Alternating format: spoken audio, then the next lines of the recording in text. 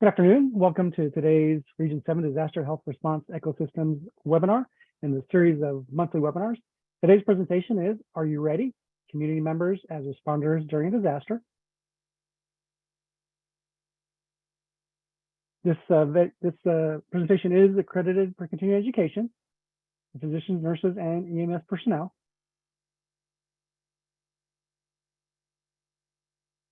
We have one disclosure from the Planning Committee. If you do have any questions, please place them in the Q&A section of your Zoom toolbar. We'll reserve some time at the end of the webinar to answer any questions that might be posed. To access your CME at the end of the webinar, please go to go.unmc.edu at the portal, and the activity code is listed there at the bottom, and I'll also place that in the chat at the end of the venue. With that said, I'll hand it over to Judy Playford. All right, great. Good afternoon, everyone, and thank you for joining us for the Are You Ready webinar. Our objectives for today are to outline the mission of the Region 7 Disaster Health Response Ecosystem, which includes a short video from Dr. Lawler. And then we will discuss community responder liability in each of our 4 region states, and then transition to some of the course content, which includes the 5 sections of life-saving interventions that are taught to the community course participants. Next slide.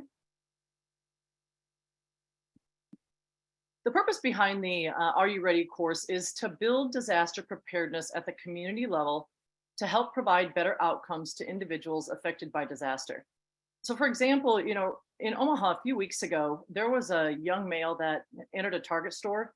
He was armed with an AR-15 and he opened fire.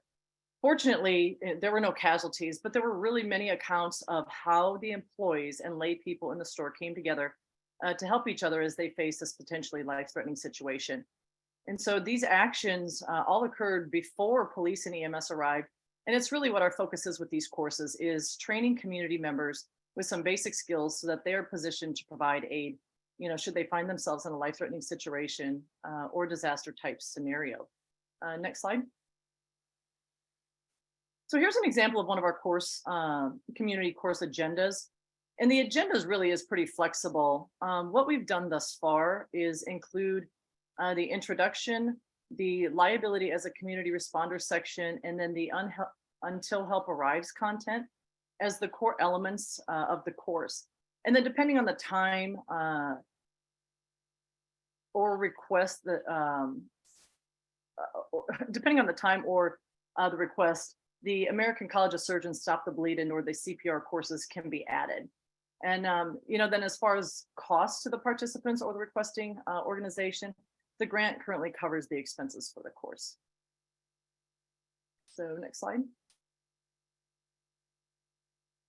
So Hi, I'm Dr. James Lawler. So here's the video that's shared at the beginning of the community readiness courses of Dr. Lawler providing a brief summary of the Region 7 Disaster Health Response Ecosystem, as well as him conveying the importance of community preparedness training that really is a foundational part of the overall preparedness picture. Now we can start the slide, Mark. Hi, I'm Dr. James Lawler. I'm one of the executive directors of the Global Center for Health Security here at the University of Nebraska Medical Center and Nebraska Medicine.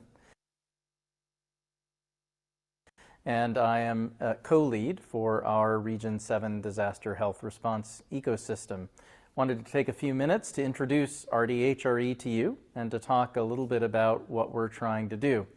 So RDHRE started in 2018 when the Office of the Assistant Secretary for Preparedness and Response, or ASPR, at the U.S. Department of Health and Human Services launched a new program that they termed Regional Disaster Health Response System. RDHRS was intended to increase the health system's capability to manage large-scale catastrophic disasters.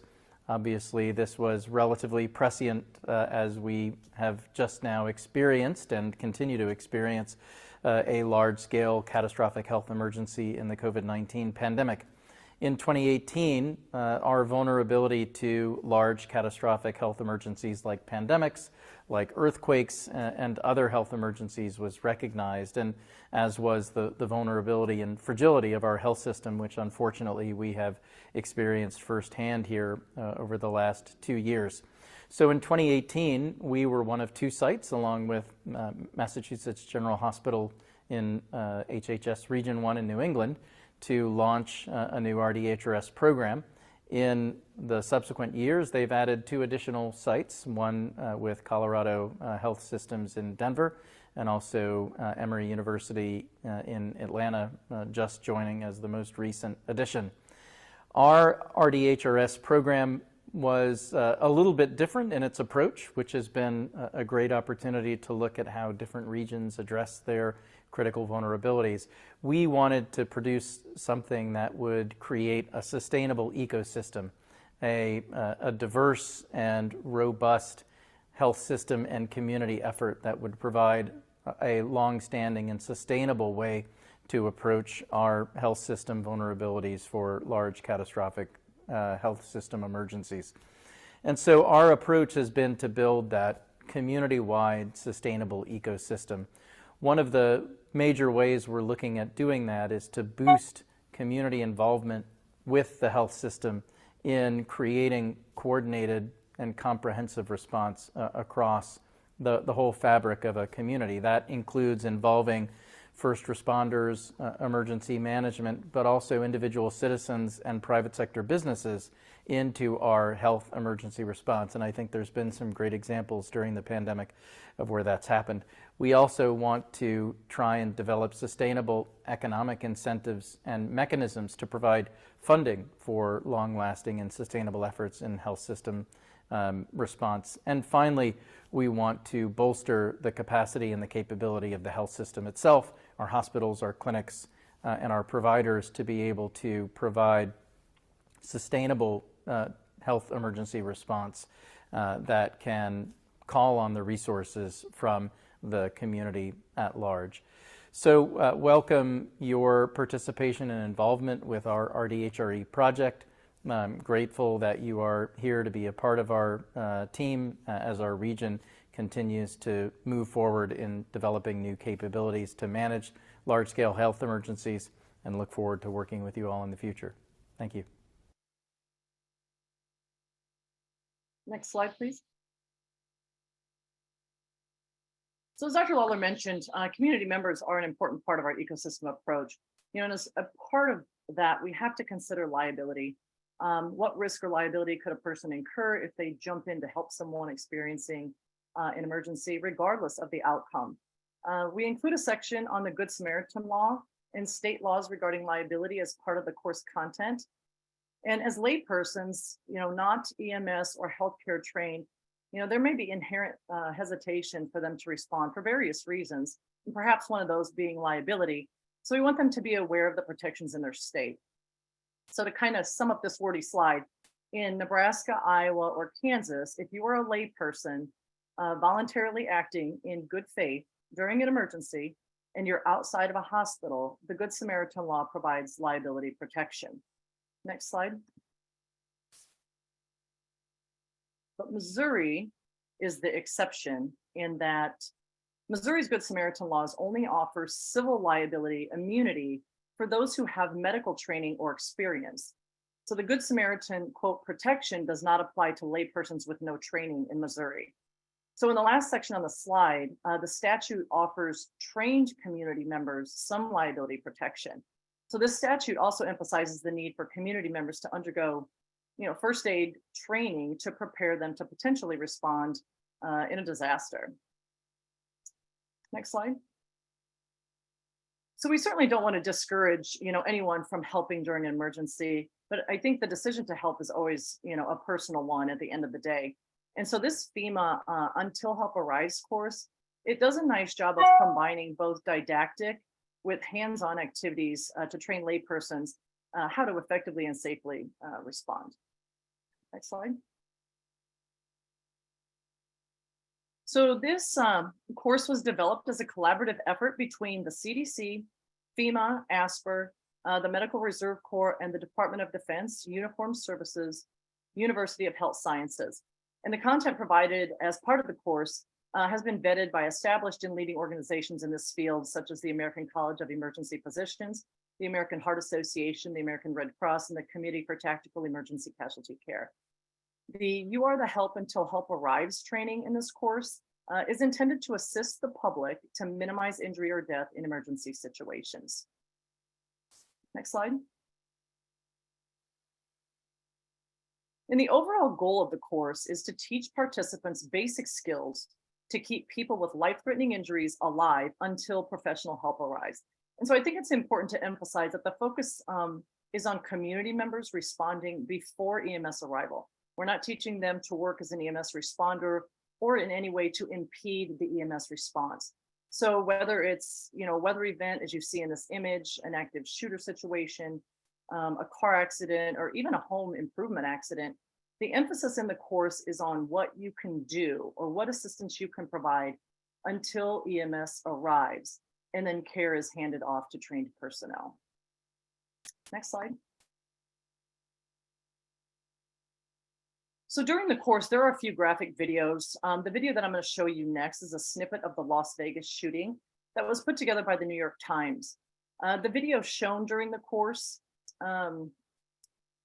these videos are really an important component of the didactic portion so that the participants in the course can really kind of start to think about and, perhaps reframe what they may be capable of during an emergency. So I'll have Mark start the video now.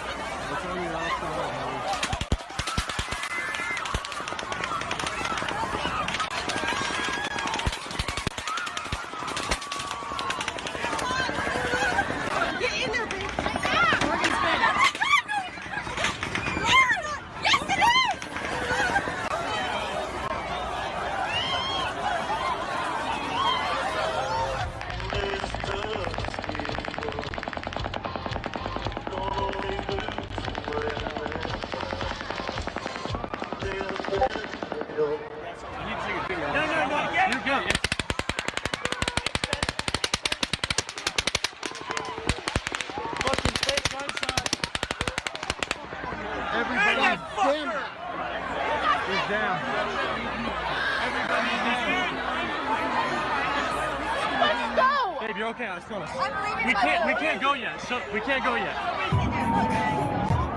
Hey, there's people laying there. There's people laying where? I was videotaping it, and all of a sudden, hear in the background something that sounded like fireworks. And then all of a sudden, you hear the music on the stage stop. Jason stopped singing.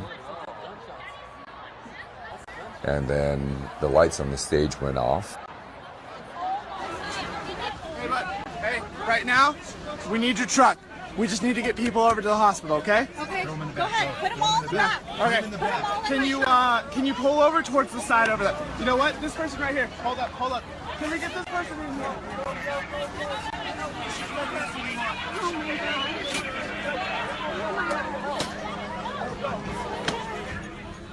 Baby, this is horrible. Yeah, hold on. Try it now. Oh my God.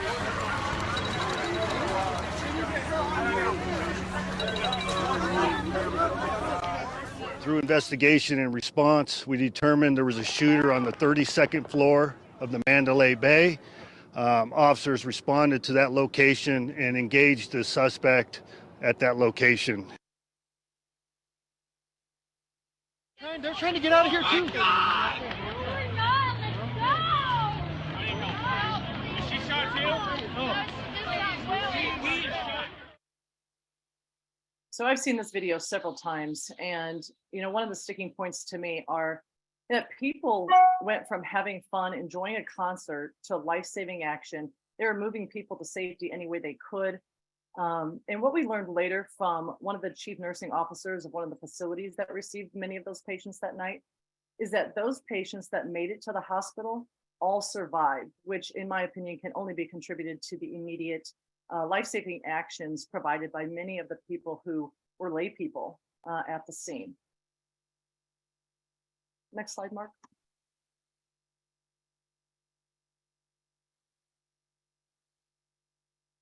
So to that point, one of the first areas of emphasis to the course participants is that EMS response, it takes time. and that the life-threatening injuries can really kill people within minutes. And the simple actions provided by them can save the lives of those impacted by a life-threatening situation. The EMS response time that's shown here of 6 to 9 minutes is from a New York Fire Department citywide performance indicator document from 2017. And it may, be relatively similar response times in other large communities. But if you throw in other factors such as being in a rural area, being a volunteer firefighter community, or a significant weather event, the response time may be significantly delayed beyond those 6 to 9 minutes. Next slide.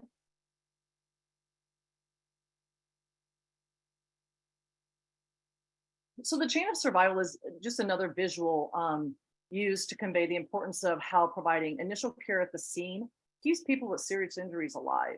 The lay people being able to bridge the gap between the time of injury and arrival of EMS and then transfer to a higher level of care really can make the difference between survival of those patients or death. Next slide. And then there's this quandary of motivation to help. Who's going to jump in an emergency and who's just going to stand by?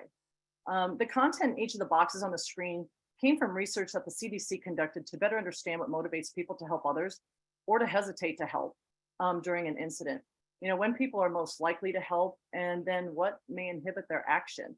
So I think the responses in each of the boxes perhaps are not surprising.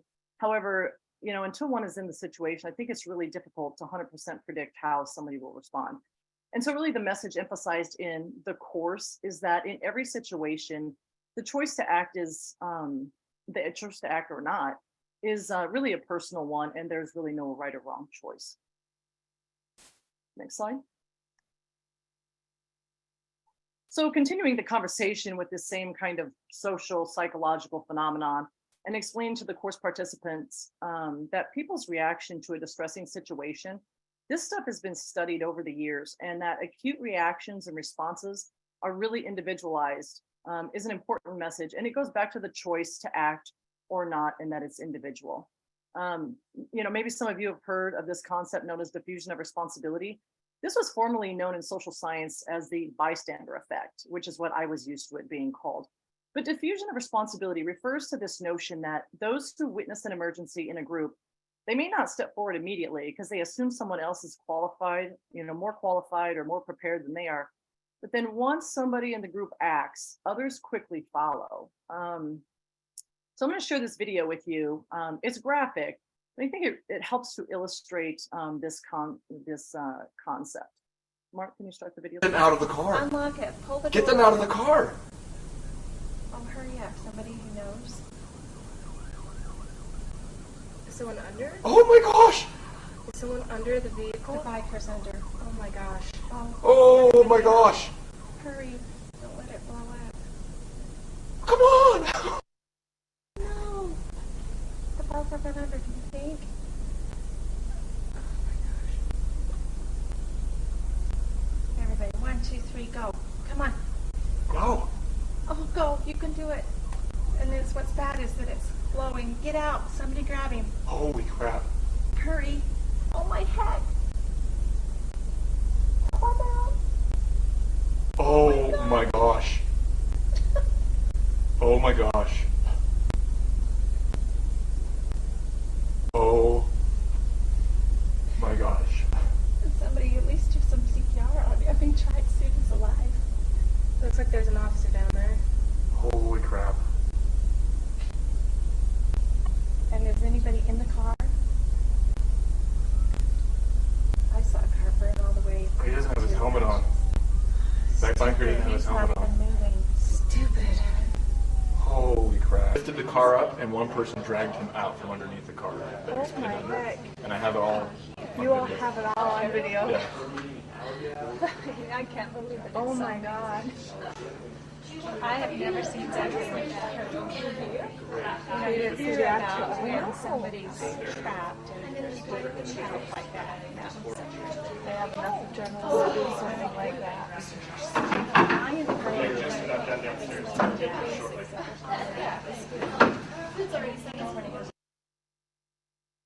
So again, I think the video demonstrates the diffusion of responsibility concept and layperson response prior to the EMS arriving. I think it's safe to say that these images, they're traumatic and they generate fear because the reality for most of us is that life-threatening situations are not part of our normal life. Even for us in healthcare, particularly speaking from a hospital setting, which is my background, because so much of our environment is controlled, even if there are moments of chaos, it's controlled chaos, which is extremely different than a distressing situation, outside of a hospital with little or no warning, such as a shooting, a bombing, or a serious car accident like this. So as part of the curriculum, we also touch on the impact of stress, which then wraps up the psychological aspect of response in the course. And then next slide, Mark. And so now I'm going to turn it over to Karen, who will continue with, really kind of how we got started with these community courses, and then discuss the 5 action steps that are taught in the FEMA Until Help Arrives course. So thank you for your time, and I'm going to turn it over to Karen. Thanks so much, Judy. Next slide. So I'd like to start out with how Region 7 DHRE team became involved in disaster preparedness courses for community members. Some of the learnings from our battle with COVID-19, we discovered that our health systems cannot stand alone. It takes partnering with businesses, schools, faith-based organizations to do what is best for our communities. Our healthcare system can only be stretched so far. Our healthcare system, without the community members, is just more vulnerable. We have an obligation to be more inclusive with our communities. The Region 7 DHRE team simply focused on ways that we could maybe impact, without a lot of fuss or a lot of expenses, our communities and our preparedness.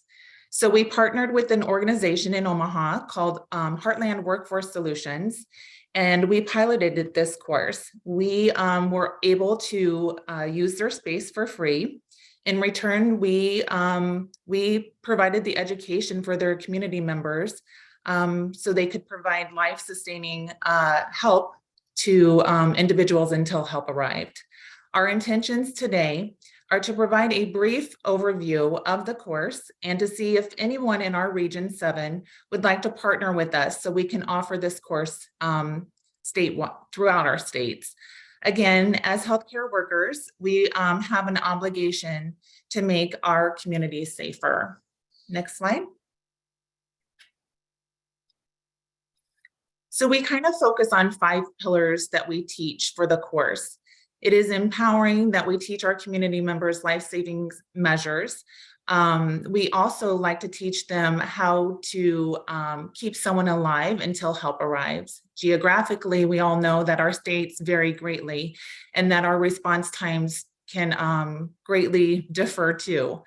So please consider providing this course to our community members so we can help them survive again until EMS arrives. Next slide. The first thing that we teach is how to clearly communicate with the 911 operators. We know that they are highly trained individuals. The 911 operators will guide the call and the conversation. We do teach them that to be as specific as possible when they're either describing the scene or what's going on in the situation. We have several scenarios in this webinar that we will review so you get a better picture for what the community members are learning. Next slide, or next point. We also teach them to stay safe. First and foremost, they have to keep themselves safe, and just be like really aware of their situation and their environment. We teach them how to move the injured away from the danger. We move the injured smartly, and we ask them to ask for help with other individuals if they have to move multiple people. We want them to use their eyes, their ears, their nose, and assess the situation. We also know that the scene can be very dangerous and that we just don't want them rushing in on on a scene, that we want them to really use their senses and get a good feel for the danger that they might be walking into. Next one, Mark. We also teach them how to stop the bleed. This is the section where participants learn how to recognize serious bleeding and the physical impact from severe blood loss. They also learn effective methods to control bleeding, including direct pressure and the proper use of a tourniquet. As healthcare workers and providers, we know that that someone can bleed out in a matter of minutes. And again, we are just teaching them to be thinking critically and to apply that pressure until help arrives.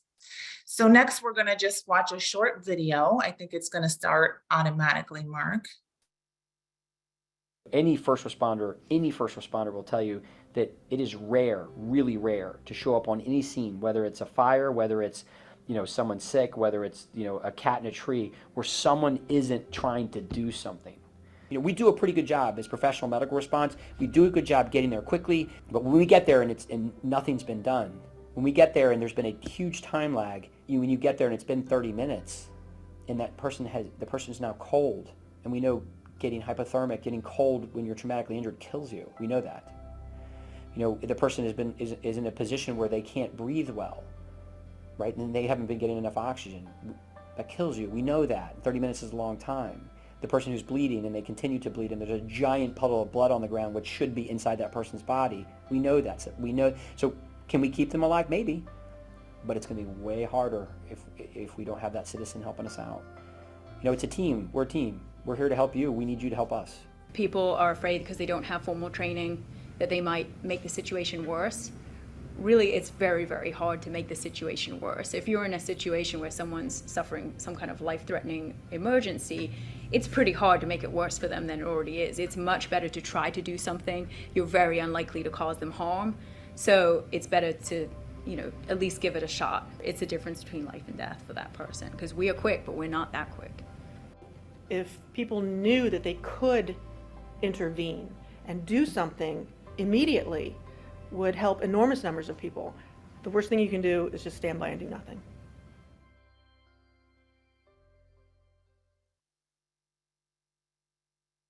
So during the course, we stress that every minute of uncontrolled bleeding decreases their chances of survival. We strive to make sure that our class is engaging and supportive for the learner. They're not healthcare people, so we just want to make sure that they're comfortable. After we teach them how to apply the tourniquets, we do a couple of drawings just to make it fun, to send 2 people home with the tourniquets at the end of the day. So again, we just like to suggest that they keep those tourniquets in their car, or maybe they keep them at work or someplace where if they find themselves in a disaster, that they would be able to provide that life-sustaining effort. Okay. So we teach the community members to find the source of bleeding, to put their hands or something between the blood, and then to apply firm pressure to stop that bleeding. The concept are not very tricky, but they actually, the provider of the course, similar to the course, in the middle of we went to one of our local areas and we did a course for a high school. And so what we did was we went to a middle school and a high school, and we decided that we were going to teach them how to do stop the bleed kind of training. It was amazing that we had 12 to 18 year old kids, and that not one individual could not put a tourniquet on correctly. So again, I think it reinforces that you can start these trainings early in life, and it's something that they'll carry on with them forever. So again, we just have to think differently and really try to include maybe some of our younger generations in this training as well. Next. It's important to instruct that on that tourniquet use, like I spoke of earlier. So we want to make sure that it's placed on their arms or their legs. We teach them to twist the rod until the bleeding stops, and then we document the time that the tourniquet was applied. We teach to place the tourniquet approximately 2 to 3 inches, about 2 inches above the bleeding source, to pull the strap through the buckle and then turn the rod until the bleeding either stops or significantly slows down. And we also teach them that if they have a second tourniquet, if it's not stopping or slowing down, that if they do have that second tourniquet, they can go ahead and use that.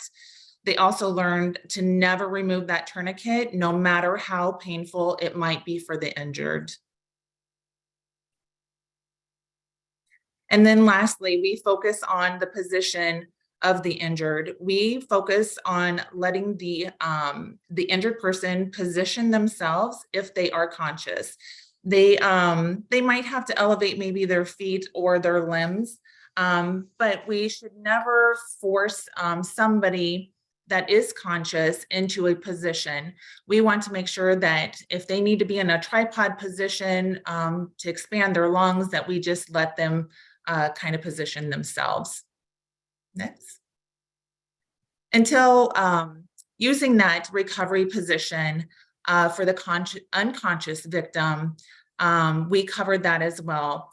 When we instruct them on that, we just want to make sure that they are putting them in that position, that their head is turned to the side, and then we just leave them in that position until EMS arrives. Next. Showing them safe techniques for moving the injured is also covered. We want to make sure that the person who is in grave danger is not left in a scene that is dangerous. It would be worse to leave them there than to try to move them. So we will always try to move them first if we think that that scene is going to be too dangerous to leave them there. We also talk to them about how to move them or drag the injured to make sure that they are in a safe place. We also talk about the 1 and 2 person carry as well. Next. So providing emotional support can be as important as the actual care. Keeping them calm, holding their hand, knowing that what their name is, and then just really connecting with them will decrease their anxiety. I can give you a good example of how I provided some emotional support during a car accident that I witnessed. It was about 9:30 in the evening. The car in front of me was T-boned and had rolled over several times. When we got all the individuals out of the car, there was a 17-year-old who was the driver that insisted that I called her parents. Her parents lived just a couple blocks away. And so I did end up calling her parents and because she wanted them to come. And I let them know that I was an ICU nurse, that I was with their daughter, and that I was going to provide that emotional support for her, and I was not going to leave her alone. So again, I think that just keeping in mind that the emotional support can go way beyond just the individual that you're taking care of. Next. So during the course, we do break out the class and we do some group activities. And so what we do is we look at scenes and we ask them to write down who and what they are seeing. So I think what we're going to do for this is we're going to just have you guys maybe enter it into the chat. So if you don't mind just taking a second or two by looking at this scene. And then if you wouldn't mind, just add, whatever you see, go ahead and just enter it into the chat.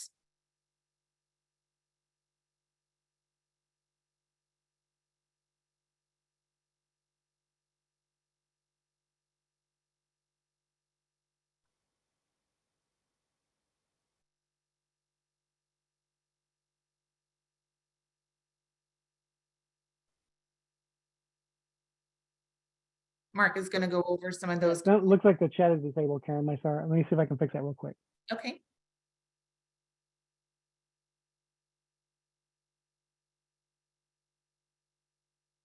Okay, the chat should be enabled. Sorry about that. Mhm.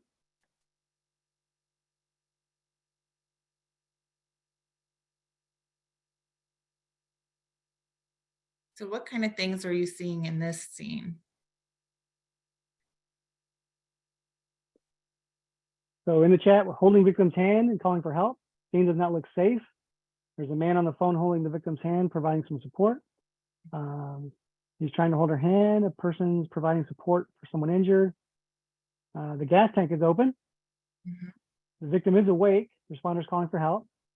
The scene is not safe. Glass is everywhere. Person on the other side of the car may be coming to help potentially.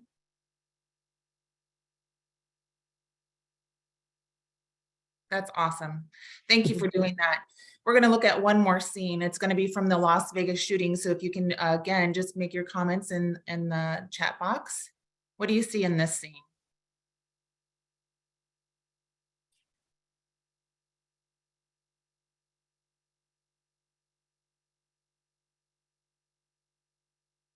Someone's holding pressure, it looks like, on injury.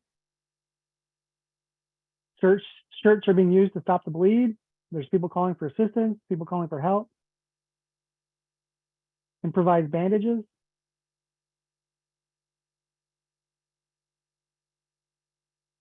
Absolutely. This is one of those ways that we can really engage our audience, just asking for their feedback. It's amazing.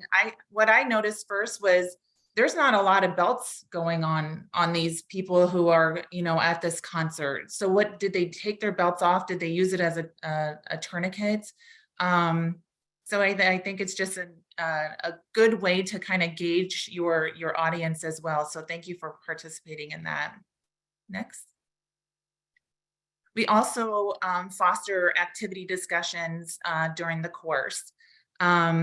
We want to engage them, and then we also want to make sure that if they have any personal experiences, if they've witnessed something, if we have time during our course, we also like to have them share that with us. Next. So as Judy covered earlier, we want the learners to know that they can truly make a difference by calling 911, staying safe, controlling life-threatening bleeding, positioning the injured, and by offering emotional support. We also want everyone here participating in this webinar to know that you too can make a difference by partnering with the Region 7 Disaster Health Ecosystem team, and that we together can train our community members. We have an obligation to prepare our communities for the unexpected. Next. So during the course, we also like to share our local and national resources, such as the American Red Cross, National Institute of Health, FEMA, and if they are interested and if they wanted to volunteer, they always have that local community emergency response team or the CERT team that they could join and become part of that team as well. So we feel that controlling life-threatening bleeding is so important that we do not modify that. We just we fully discuss the skill. We have them practice packing wounds, and then we also have them apply the tourniquet, and we have them try it on each other too. We don't have them tighten it down, but we want to make sure that they know where to place it and how to place it. At the end of the course, we want to ensure that they also receive that Stop the Bleed certificate, which is free of cost. There's no cost for that. So we always want to make sure that they get that as well. So lastly, we are going to watch a video. Again, we want to, oh, sorry, next slide, Mark. Thank you. So lastly, we just want to, again, we want to be aware that that violence can happen at any time, any place. Most often it's going to happen in shopping malls, it's going to happen at schools, churches, movie theaters, or it could be a concert. It happens, again, anytime and any place. We have an obligation to train our community members to be ready. We also want to wrap up this webinar with this 4-minute video, and then we would be more than happy to answer any questions that you might have at the end.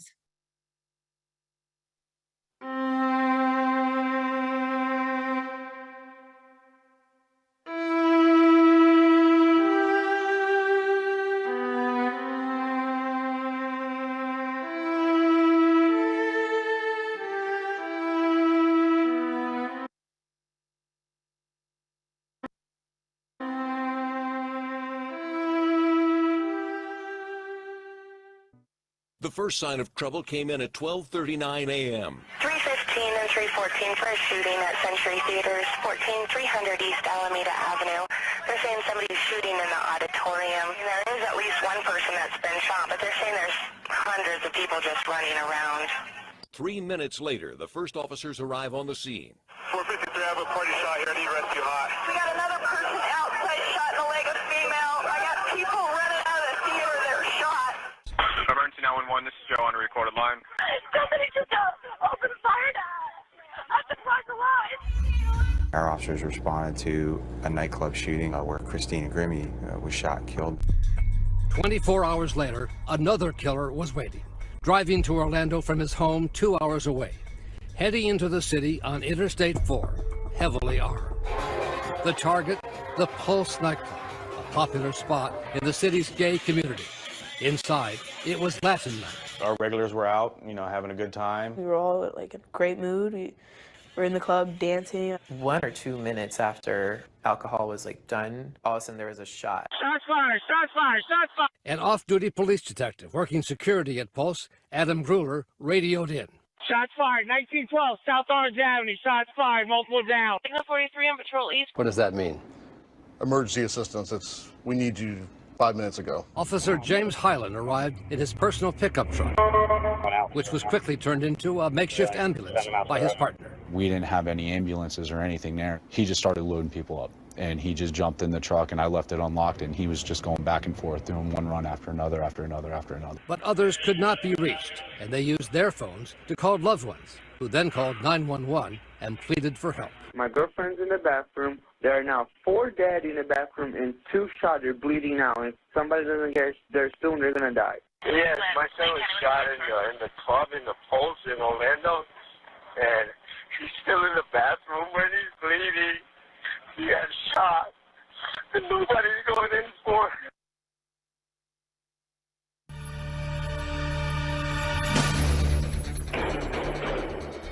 Hello, 911. My name is Jody. I'm with Von Mar. Yes. And I have people who are down and injured who've been shot.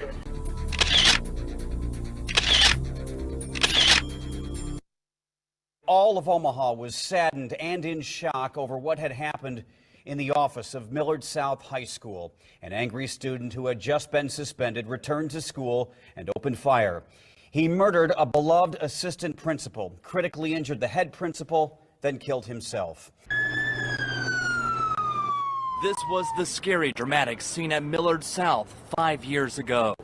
And it was just loud, really chaotic, with all the sirens and everything going off. Scripps employee Dina Kaluza's daughter was at Millard South under lockdown. Kaluza rushed from work to the school. We didn't really know, nobody really knew what was going on. She tried a text to see if her daughter was okay. I told her to be quiet and that I loved her because I didn't know what was going on. So it was really upsetting, and it was hard to get a hold of her. Tonight, these shocking images out of Texas. Gunfire interrupting a quiet church service. The violence unfolding just minutes before 10 a.m., just as parishioners started receiving communion at the West Freeway Church of Christ near Fort Worth. Some 400 children, kindergartners to 4th graders, went to Sandy Hook Elementary School today to learn and play. 20 would die.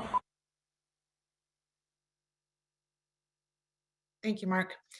Again, I think that video really just sums it up. It really just shows you that we're so vulnerable in the places that we visit the most. So again, I'd like to thank you for participating today. The Region 7 Disaster Health Grant thanks you as well. And if you have any questions that you would like to put into the chat, Judy and I would be more than happy to answer those. Karen, there is a question in the chat right now. May we teach this course as licensed healthcare providers, or do we need to attend a train the trainer course? And I think they might be referencing the Stop the Bleed course. Do you want to answer that one, Judy? Yeah, so for the FEMA Until Help Arrives course, where they learn the 5 steps, the kind of the action steps, that is just watching a video. It's an hour video, and then you'll have access to the content as an instructor. Stop Bleeding is part of the Until Help Arrives course, the FEMA Until Help Arrives course. The American College of Surgeons Stop the Bleed course is a separate course, and that is, again, you have to go to a training and get a certificate that is a national certificate that's issued, and you have a number from the American College of Surgeons. So that's a separate course to become an instructor. It's if I remember correctly, about a 2-hour course. And they are typically regional courses. So if you go to stopthebleed.org, you can see where those courses are listed and provided. But yeah, so same thing. Yeah, you'd have to go to the site, like stopthebleed.org or FEMA site, and then you will get instructions there as far as where the courses are held and what the requirements are to become an instructor.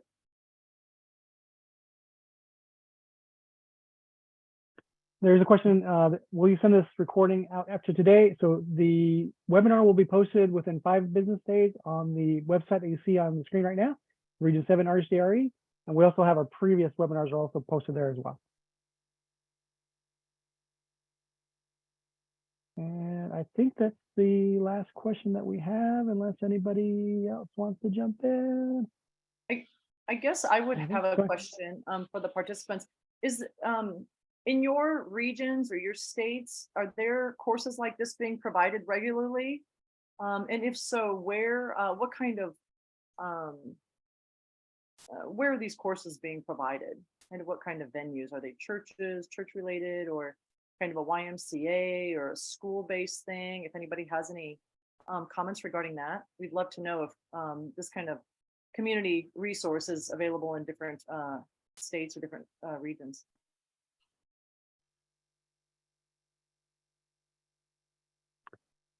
So in the chat, Judy, there's another question. Where do we do FEMA courses? Already Stop the Bleed instructors. I think that's the webpage you mentioned. And also to answer your question, Judy, CERT training in Grand Island through emergency management in Nebraska. And then also, we have set up these courses for our MRC, St. Louis County, Missouri, because there was nothing else, no others like it. So it sounds like St. Louis County, Missouri is actively doing so. Omaha Healthcare Coalition has provided a number of training opportunities to facilities.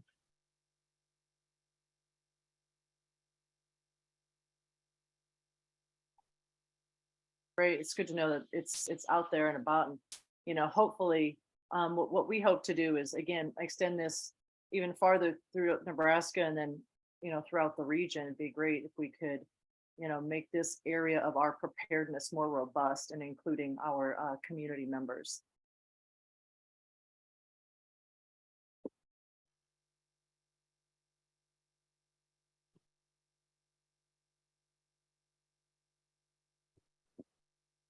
All right, Judy, looks like that's it for questions.